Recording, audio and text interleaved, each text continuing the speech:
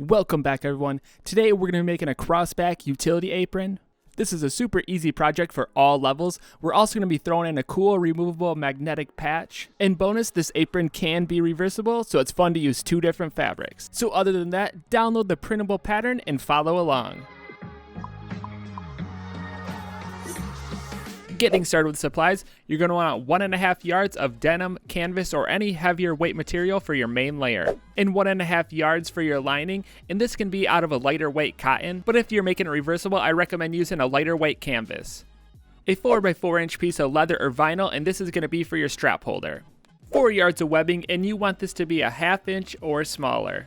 2 1/2 inch lobster clasps, or match it to the size webbing you are using. 4 eyelets, and I would go 7/16 or above.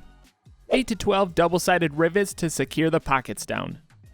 And lastly, your pattern. This pattern can be found at properfitclothing.com. The link will be in the description. And it's super simple to put together. All you have to do is cut out the top edge and one of the side edges, and then you overlay the pattern left to right and top to bottom. And don't worry, the pages are labeled alphanumerically. And after laying it out, tape it together, and you're going to want to cut on the outside of the black line. Starting with your main panel, make sure you cut 2 and on the fold of your fabric. So that will be 1 panel out of your main fabric and 1 panel out of your lining fabric. And before we move on, quickly mark the pocket guidelines on your main fabric with chalk. By making these few marks, we can easily take a ruler and square everything off. This step is crucial to have a nice centered pockets on the finished apron. And once you have them marked on one side, go ahead and flip it over and do the same on the other. Cut 2 chest pocket panels, 1 out of your outer fabric and 1 out of your lining. We're actually going to cut both out of the outer fabric because it's a nice denim. Cut 2 top hand pocket panels and make sure you mark the top and the bottom. Again, we're using the same fabric for both of the panels. You can choose to do this, or you can use 2 different fabrics. It's totally up to you. 2 hand pocket panels, and just like the main panel, you're going to want to make your chalk marks for the pocket guide. Alright, getting to assembly. Grab both your top hand pocket panels, place the right sides together, and sew the top and side edges at a 1/4 inch seam allowance. And it's a good idea to pin these panels together for less movement as you're sewing.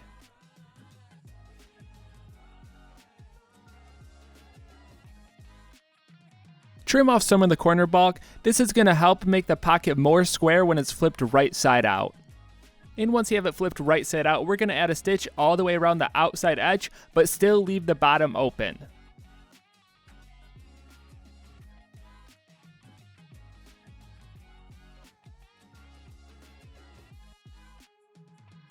You can go ahead and set this panel to the side. We'll be getting back to it later. If you're struggling at making your edge stitches look nice and straight, you can use a presser foot that helps guide it along that edge. I'll leave a link in the description for both industrial and domestic sewing machines. Just the little things like this really make your finished products look so much nicer. Grab the hand pocket panel, the one that you marked with chalk. You can set the other one aside, and then grab your top hand pocket panel and place it in between the guides. Make sure the bottoms are lined up and sew just the side edges. With the 2 pockets connected, we're going to sew the center, and this is going to be a divider in the pocket. And all you have to do is sew directly down the middle. And just this one little seam will divide your pocket in 2 and give you a little bit more organization. Grab the other hand pocket panel, place the right sides together, and we're going to sew all the edges except for the top. We're going to leave the top open.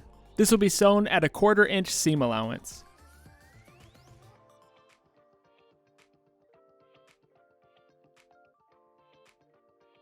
When you complete your sewing, flip the right side out.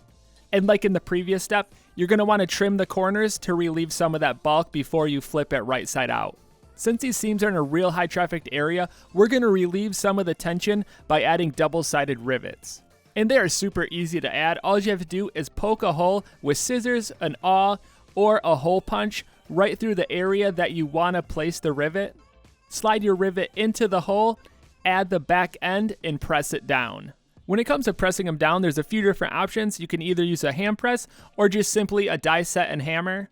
I'm using a hand press with the die set installed. These are super nice to have. You can switch out the die sets for a bunch of different grommets, and it's really easy to do.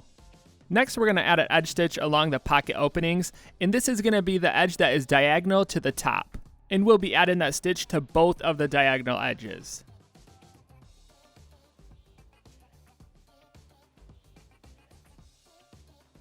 To finish off the top, we're going to be doing a zigzag stitch right along that edge. This is going to help prevent fraying. And if you have a serger, I recommend using a serger. Moving on to the chest pocket panel, grab both of your panels, place the right sides together, and we're going to sew the sides and just the top. Trim the corners and flip the right side out. Once the right side is out, we're going to add a stitch along the top edge. And just like on the hand pocket panel, we're going to add a zigzag stitch along the bottom to prevent fraying. Grab your main panel and your hand pocket panel. Place the pocket directly in the center of your guides and flip it straight up so the right sides are together. We're going to use the top guideline as a reference and sew right along that line. You can sew at a 1/4 inch seam allowance or directly on the inside of your zigzag or serge. Lay the main panel out flat and we're going to fold that pocket back down. This will give us a nice clean edge along the top. From here, we're going to edge stitch along the top, the sides, and the bottom. Depending on the fabric you're using, if it's a heavier weight fabric, it's going to be very bulky along these edges, so just go slow and take your time. And if your machine is really struggling, I suggest loosening up the tension or switching to a heavier weight needle. It's perfectly normal to be adjusting the tension for different weight fabrics. Next, we'll be adding the chest pocket, and we're going to do the exact same thing as we did for the hand pocket. Place it in the center, but we're going to fold it down over the bottom line. Stitch at a 1/4 inch or on the inside of your zigzag or serge. Flip the pocket upright, pin it down, and edge stitch along the sides and the bottom. And a quick little tip, I like to keep the edge stitches for all my pockets at the same distance, so that way it looks symmetrical throughout my project. And we're going to wait to sew the pencil holder until both the main panels are sewn together. Grab your other main panel, place the right sides together, and what we're going to do is sew all the way around the outside edges and leave the top open. And I highly recommend pinning this down so that way it does not move around and throw off your entire pattern. Sew at a 1/4 inch seam allowance and just take your time. Sometimes doing these longer stitches, if you go too fast, it will throw off the stitch. So take your time, go slow, and it will turn out nice. Trim all the corners to remove that bulk. And it's time for the big reveal. Flip the right side out. I found it's kind of helpful to use a screwdriver to poke all those corners out to make them nice and square. To seal off that top edge, what you're going to want to do is roll the edges in on top of one another so that way the right sides are touching. And you're going to want to make sure that edge is nice and level so that way it looks square when you're wearing it. Throw pins all the way around the outside edge. This will help keep both the layers anchored together so you can add an edge stitch all the way around that outside edge. I like to start with that top edge just so that way it's closed off and doesn't open as you're stitching. And this is another fairly long step. Just take your time so that way all your top stitches look nice and even.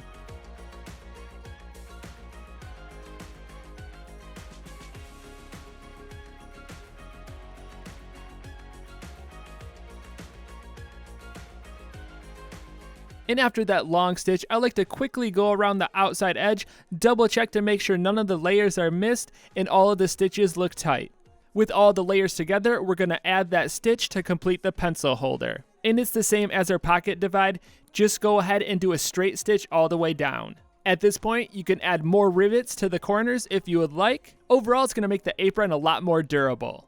Moving on to the hammer holder, cut about a 5-inch piece of webbing, fold the edges in a 1/2 inch on each side, and place it directly between the hand pocket and the outside edge and centered with the pocket opening. Do 2 straight bar tack stitches on both sides. This seam will take a lot of strain from the hammer going in and out, so you really want to make sure you tack that on there good. Grab your eyelets and we're going to mark with chalk where the eyelets are going to be placed, and they're going to be placed at the top 2 corners and both peaks under the arm openings. You can make your holes with scissors or a hole punch. It really doesn't matter. Once you have your holes, place your eyelet into the hole. You're backing over the back. We're going to be using a hammer die to install it. It's super simple to use. Place the hammer end over the back and just hammer it down, and it will curl that edge down over that back side. And go ahead and repeat this process for your other eyelets.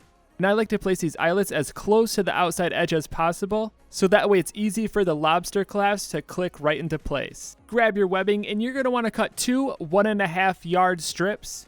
Feed the webbing through the clasp and back out on itself to make sure there's no raw edges. Stitch that edge down and repeat the process for the other strap. For the strap holder, we're going to use the leather piece, and what we're going to do is trace it and cut it out, and cut 4 slits for the webbing to slide through. You can either cut these with scissors or use a razor. We used a little die punch. They typically come in kits with a bunch of different sizes and shapes. They work really well for leather and fabric. I'll leave a link in the description below. These dies have come in handy so many times, it's just a really nice thing to have around. Grab your straps and hook them to the top eyelets.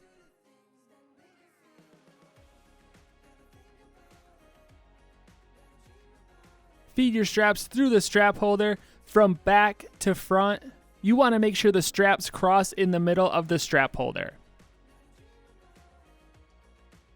Pull both the sides through until you have about a foot left over at the top. Grab the bottom end of the strap and feed it through the bottom eyelet from back to front. You want to go ahead and try it on at this point to see how long it is. You might need to clip the ends off if they're too long. We like to go a little bit extra, so that way you definitely have enough strap. And to finish the ends off, all you have to do is roll it over twice so it's nice clean edge and stitch.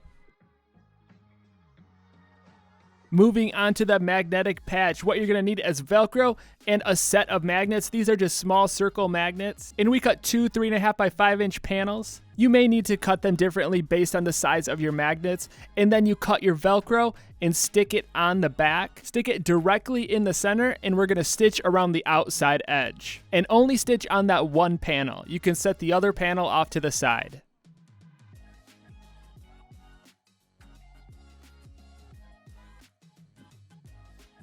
Grab the other panel, place the right sides together, and stitch all the way around the outside edge, leaving one of the sides open. And I'm going to choose to leave one of the shorter sides open. Trim the corners and flip the right side out. Grab your magnets, and we're going to slide them in 2 rows. The idea is to cover as much surface area as possible on that panel. The magnets can be a little bit tricky to maneuver in that pouch, but once you have them in, I found it's easiest to place a pin so that way it separates both of the rows. And once both of the rows are in, go ahead and seal off the open edge by placing the right sides together and stitching along that edge. The magnets will try to stick to your machine, but you just kind of have to push it through. To keep the magnets separated, we're going to place a stitch directly down the center. And lastly, we're going to do a stitch along the outside edge, and this is going to tighten those magnets up so they're not moving all around in the pouch.